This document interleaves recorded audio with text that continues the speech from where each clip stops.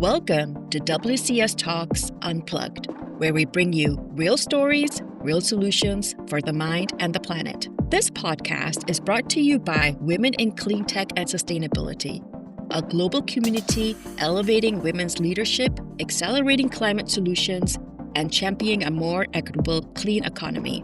Every episode, we sit down with the thinkers, builders, and innovators, redefining what climate leadership looks like and doing it with purpose and heart. So settle in, take a breath, and get ready for an honest, insightful conversation that just might spark your next idea, shift your perspective, or inspire your own climate journey.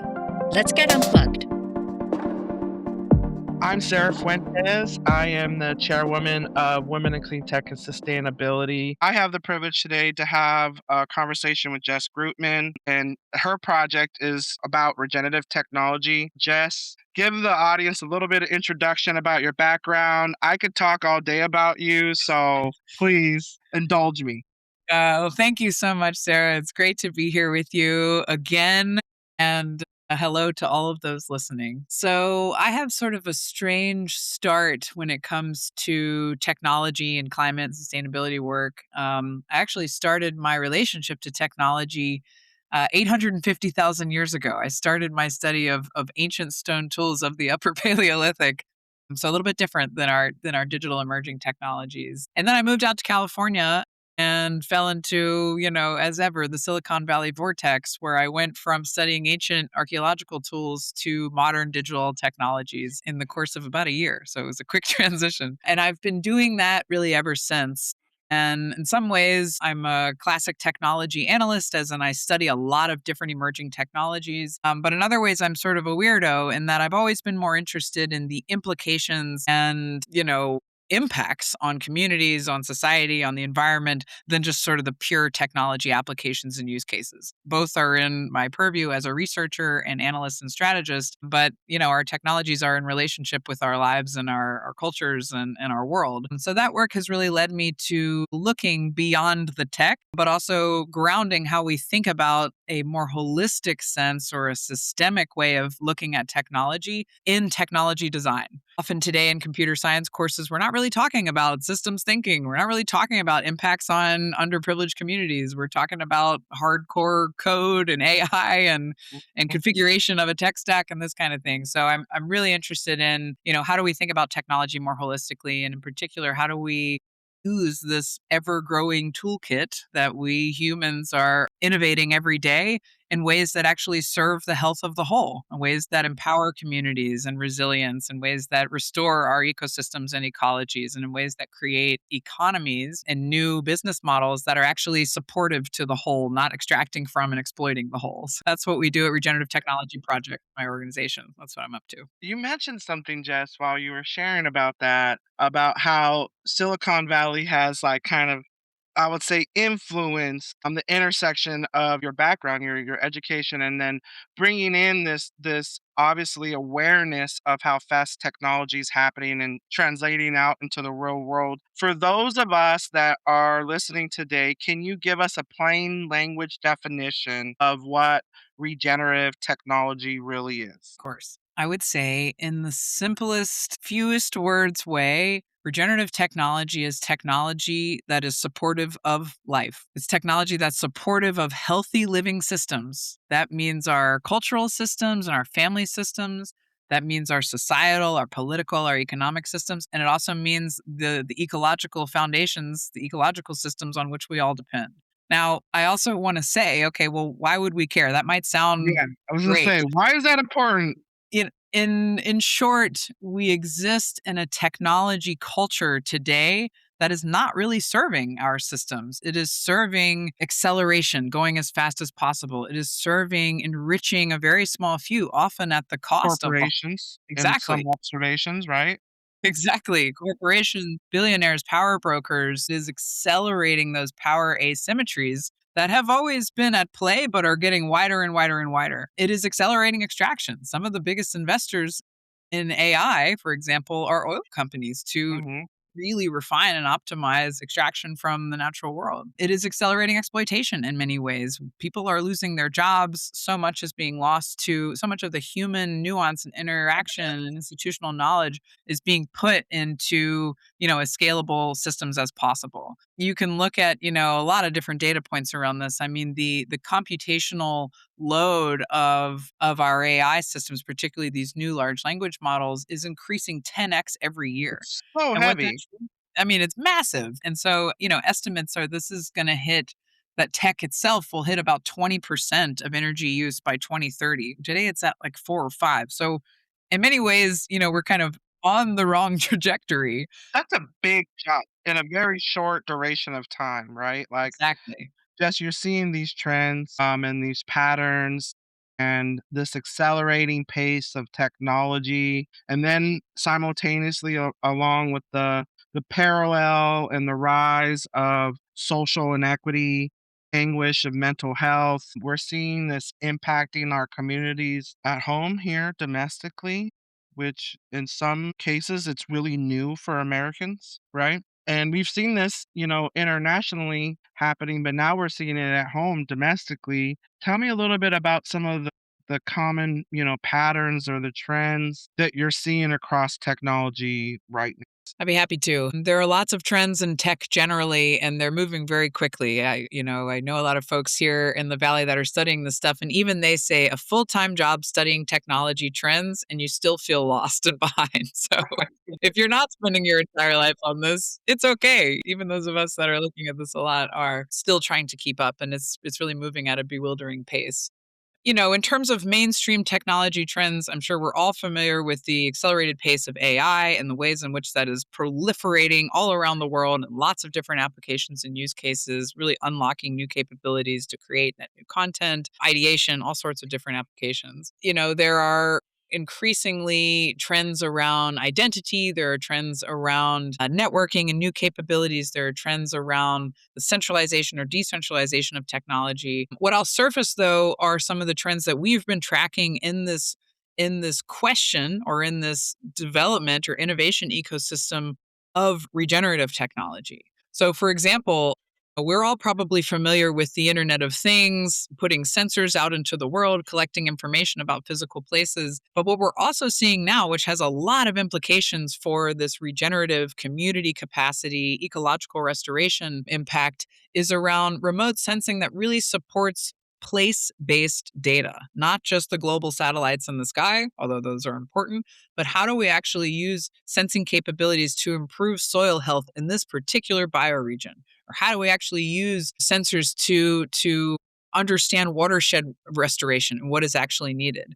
And what's really interesting in this capability is it doesn't just enable greater awareness or greater listening capacity, but this information is now being used in new economics, new financial instruments, new justifications for insurance to actually cover the soil that we're going to need because it's cheaper, it's less risky than continuing to deplete the soil. So a lot of people think, remote sensing for agriculture is great for agriculture, but it doesn't have much to do with anything else.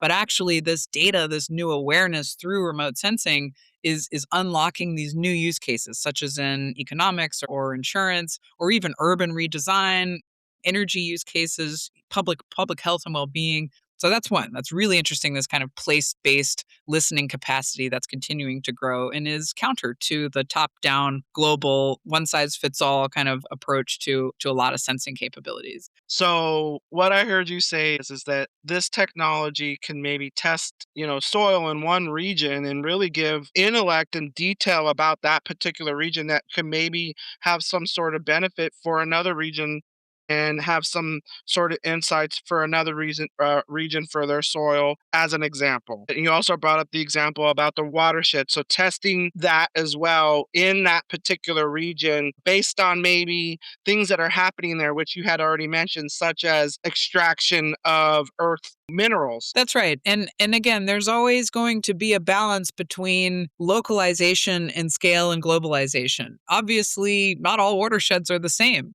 Yeah. but they may have things in common. And so the increased capacity to measure and triangulate and leverage the local knowledge of humans who have been living there a long time, that might be very localized. But what can we also learn that can be shared with other regions to uplift their capacity to restore their watersheds or whatever? So that balance is really important too. So this kind of frames the framework around that the soil is conditioning the shape of your technology, right? The technology grows out of our culture and our political soil, right? There you go. Tell me a little bit more about that intersection because we know that regenerative, as you mentioned, it's to bring healing or restoration to people. So let's talk about that because Yeah. technology that's shaping and that's shaped by us, but do we really feel that way or do we see that and how do we see that right now? I'm glad you brought this up. If there's nothing that folks you take away from this conversation, may it be this, which is the future of our technologies, the future of innovation in general is actually not about the tech. It's about the soil underneath the tech. It's about not the code, but the care, right? Not the what, but the why and how. And what I mean by that specifically is when we think about technology today, we and even technologists are looking at sort of this is known as a tech stack. Where do the APIs go? What's the configuration of the hardware and the software and the front end and the back end? All those buzzwords that you might not even know what the hell they mean. Very technical Talking about stuff. it. But we're Yes. not thinking about what goes into those designs. What are the worldviews? What are the first principles? What are the business models? What are the governance models and the finance models? What are the questions that we're actually willing to sit with before we build anything else? Who does this technology serve? Who does this technology, what becomes possible if we design for different kinds of metrics than growth at all costs or Yeah. profit maximization? What does this technology help restore? That soil, the substrate from which any technology grows out of is absolutely essential to the kinds of tools that we create and put into the world. And one thing I'll say on this is this can sound maybe abstract, but if you've ever been in a startup environment, you will know that so much of the direction of the technology actually has to do with what your investors are telling you to do in order to get returns. Or it has to do with the egos of the founders, or it has to do with things that are really not about the tech. They're about the humans and the collective interrelational ability to make decisions and hold integrity and have those principles in place or not. So that soil is what we're talking about. You really hit a really good point around, may not be in the same ethos with the founders because of maybe your investors or the outcome that you're looking for in terms of revenue, right? Myself as a founder of SmartWaste, I've struggled with my long-term kind of trajectory because I positioned us in a way where we're waste technology agnostic, and we want to be a R&D team where we test it out in the marketplace before actual application is deployed because of our mindset and our ethos around being an R2 V3 certified vendor where we have this hierarchy of mentality of reduce before reuse, which Right. means less consumption. And we'll take it another step further that if we really understood some business models for those that are in climate, it's actually to put us out of business, That's right. right? Like my business model at Smart Waste is to put myself out of business That's right. That's right. because I want businesses to stop generating and being wasteful. But that's not human nature, and I'm still going to continue to have business. Well, it's a beautiful, I mean, what you just articulated is what this work looks like in the visionary standpoint. And maybe some of our listeners are familiar with sort of there's a framework in innovation called the three horizons. And Horizon 1 is where we are today. It's business as usual. It's very incremental, actually. It's not really innovative. It's like, let's change a feature, let's upgrade the camera kind of thing. Boring. Sorry. Or super boring. Boring. I'm going to jump to Horizon 3 because that is the net new models. That is a regenerative future, we might say. That is a future in which it sustains and heals and restores itself for the next, not first generation, but 7 generations. It is how life itself behaves, create conditions for more life. That's horizon 3. But then there's horizon 2, which is how do we get there? What are the bridge solutions? And that thing of what is the solution that is needed now to put ourselves out of business, to make horizon 1 obsolete? That is absolutely essential to these sort of horizon 2 bridge innovations. So bravo, you mentioned it. Yeah, I think definitely what's taken is not a easy or crowded road, Mm, right?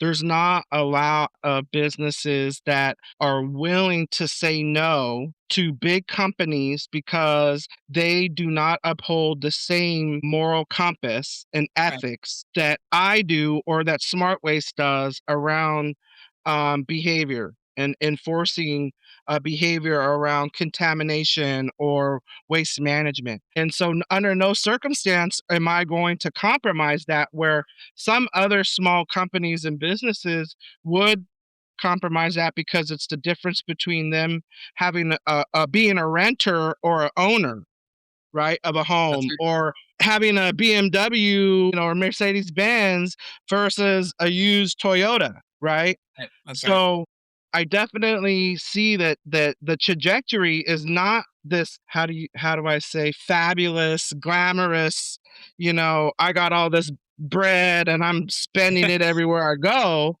Yeah. I'm so mindful and thrifty Yeah. because of this mindset. I Yeah. really am excited about the outcomes that come with these changes, and this, like you said, these different kind of tiers of 1 to 2 to 3. The conversations you hear on this podcast are just one part of what we do. At Women in Cleantech and Sustainability, we bring women and allies together through events, mentorship, networking, leadership opportunities, and a global community working toward a more sustainable future. If you believe in this work, you can support WCS by becoming a member, sponsoring an event, or making a donation. Together, we can amplify more voices, grow more leaders, and create more climate solutions. One of the questions I'm thinking about is, what kind of soil are we currently growing technology in? Mm. I understand that we're in a very interesting political Oh, yeah. soil. We're in a very interesting economic soil. But what I think this can also produce something that we don't expect. Yeah.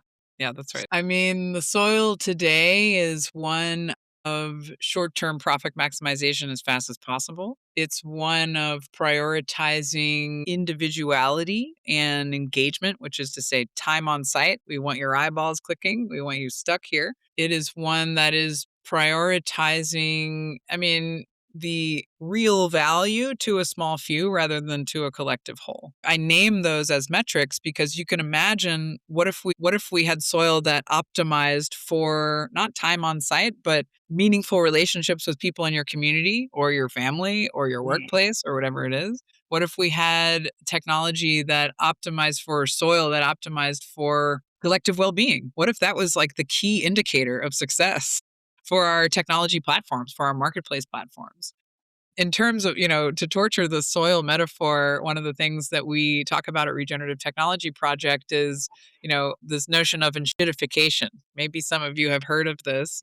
Uh, this is a great term coined by Cory Doctorow, who's like a scholar of technology and platform economics. And enshittification is basically when technology stops serving people and starts just serving the growth model. And we're all Mm, familiar with this. Like Facebook used to be good.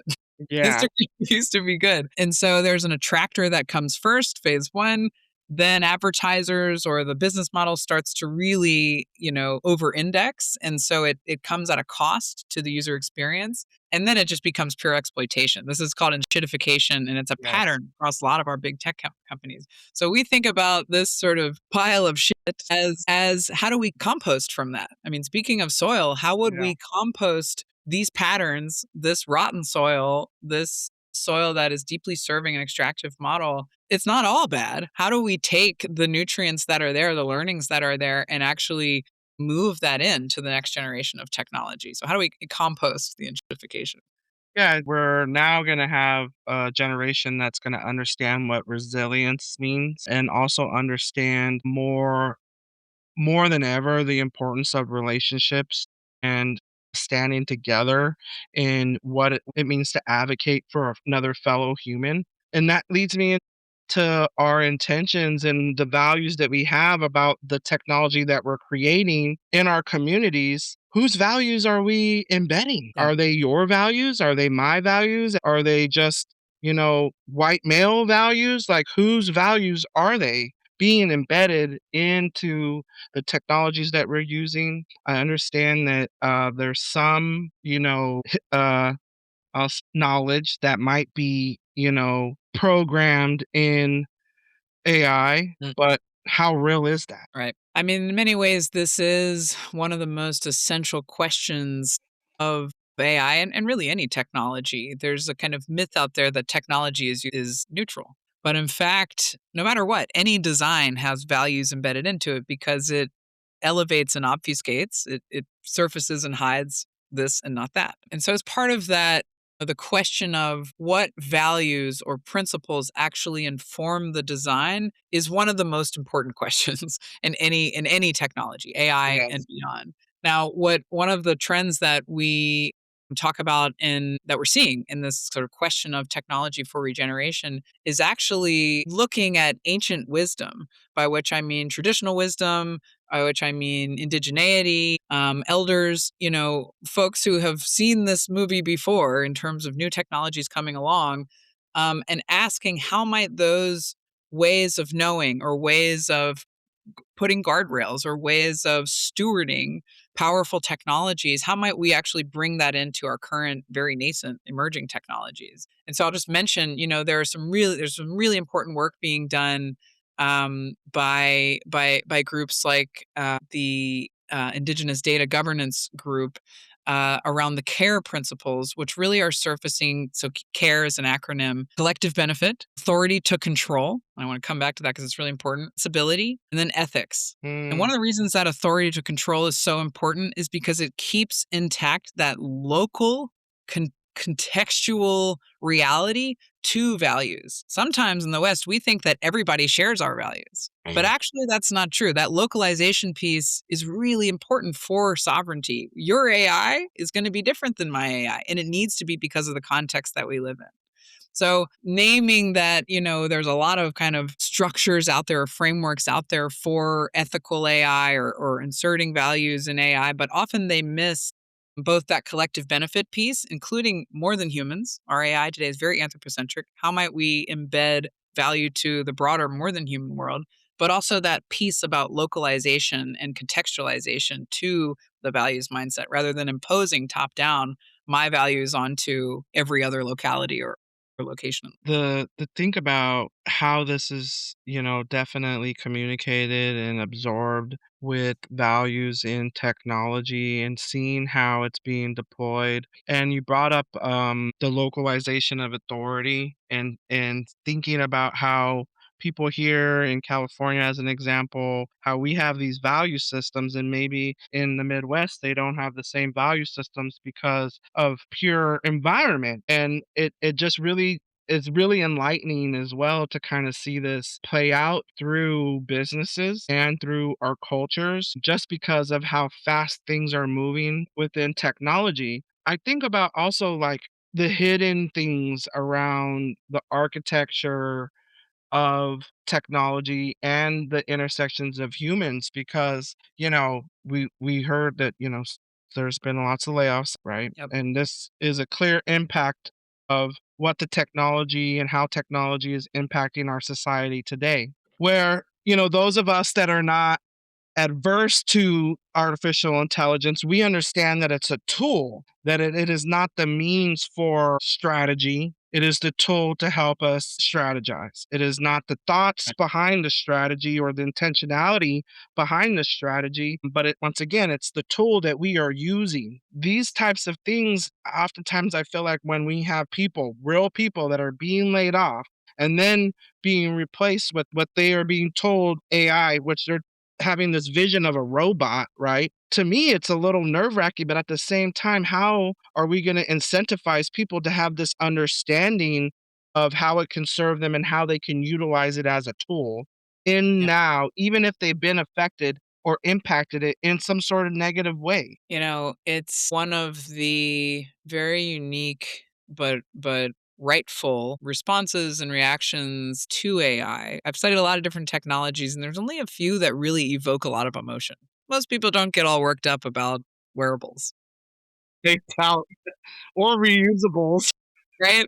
But AI in many ways is holding up a mirror to us. It is challenging our sense of identity, Mm, of value in the world, is shaking up like a magic 8 ball a lot of assumptions around narratives. What's going on? What yeah, is the future? What do I need to study? What is a skill? What is a trade? And in that comes a lot of very, again, righteous reaction of fear and that power asymmetry. And so I actually think the starting point here is sort of sitting with that mm, rather than getting sucked into the polarization of AI is good, AI is bad. That's a false polarization. It's both all the time and probably always will be, right?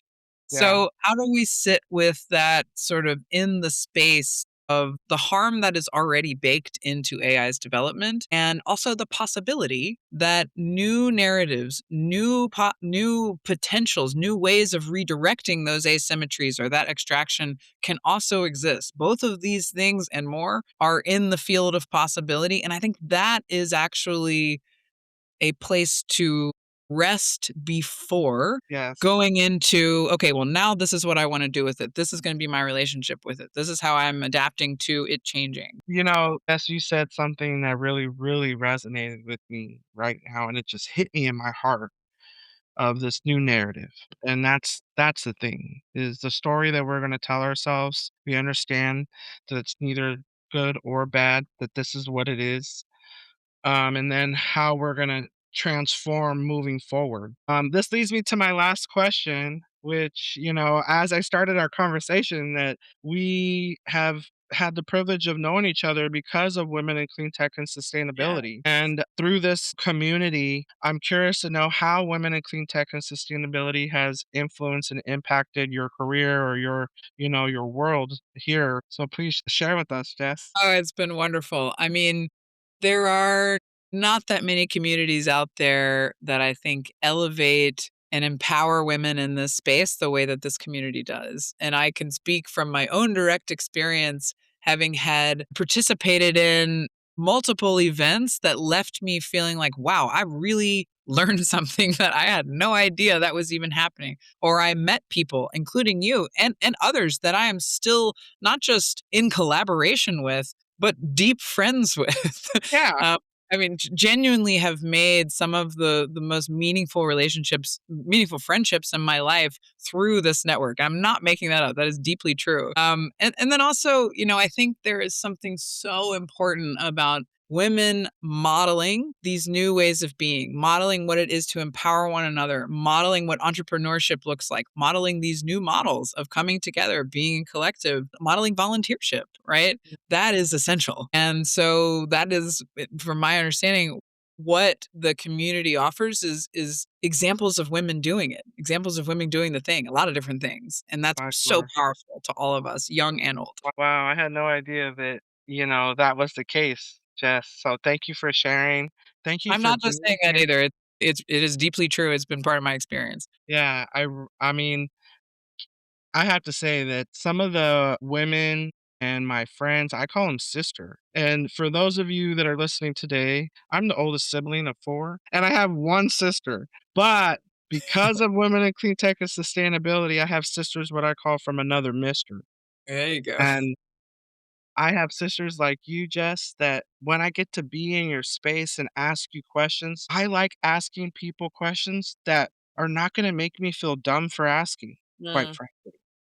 And and it's just because I'm curious. I'm a curious person. Imagine the world where we can just continue to be like that all the time right. and not made to feel that way. And that's one of the reasons why I really am just thankful for meeting individuals like yourself that I can come to, ask It could be you might even think, Sarah, how do you not know this? I just don't know, and I want to ask you. Like, I feel safe asking.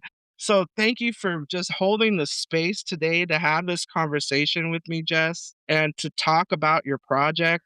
Can you tell us the name of your website and how people can get in contact with you if they want to contribute or learn more? Great. Thanks, Sarah. It's been such a joy being in dialogue with you today, and encourage and invite folks to jump in on the Regenerative Technology Project. That's what we're called. And it's a project because it's alive. And to what you were just saying about questions and answers and understanding and not, we like to say at the Regenerative Technology Project, we don't have all the answers of what this looks like, but we're living these questions because the soil, what does it actually look like in practice? It's easy to say out loud, but where it gets really real is when we are designing, when we are investing, when we are putting end of life on a technology, like the entire life cycle of tech. That's a lot of questions. So that's what we do. We work with clients around being in these deep questions of what would this mean from the standpoint of a technology stack? What would this mean as an entrepreneur building a new business? What does this mean as a corporate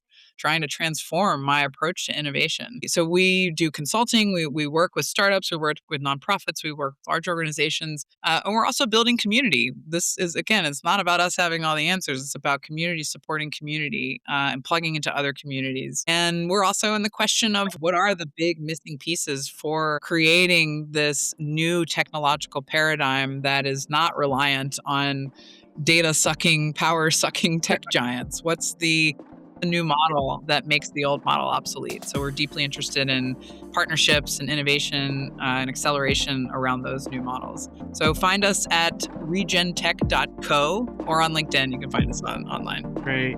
Thank you, Jess. All right. Thank you. That's it for today's episode of WCS Talks Unplugged, where we share real stories, real solutions for the mind and the planet. A huge thank you to our guest for joining us and for the work she is doing to move the clean economy forward. And thank you for listening, for showing up with curiosity, hope, and a desire to make a difference. If you enjoyed this conversation, be sure to subscribe, leave a review, and share this episode with someone in your network who cares about climate, justice, innovation, or building a more sustainable world. This podcast is brought to you by Women in Cleantech and Sustainability, a global community supporting the next generation of climate leaders. To learn more, become a member, or get involved, visit womencleantechsustainability.org. Until next time, this is WCS Talks Unplugged. Stay inspired, stay engaged, and as always, stay unplugged.